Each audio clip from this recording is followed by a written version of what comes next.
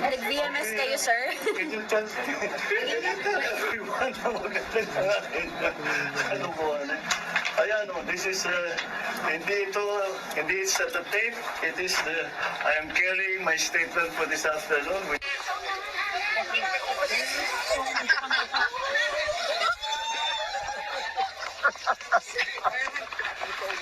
Tama-tama, papunta ka sa gym mamaya. Okay, right. So how's your regular exercise routine like? What do you do? I do weights and then I go on the elliptical machine. As I average, my more or less I work towards a heart rate. So 130 beats per minute. And that's daily, sir? Sir, No, I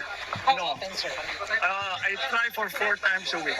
sir, I try for 2 days on, 1 day rest. 2 days on, 1 day rest. sir, before you were very quiet about answering your bashers and trolls. What was the breaking point? What was the tipping point? Bakit po kayo nag-decide to attack it otherwise today? Because I don't want people to worry.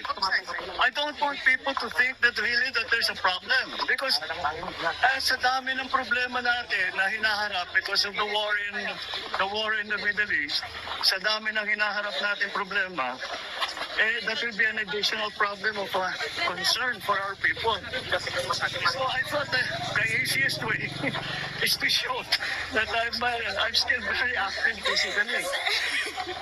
Okay na, sir. Thank you, sir. Thank you, sir.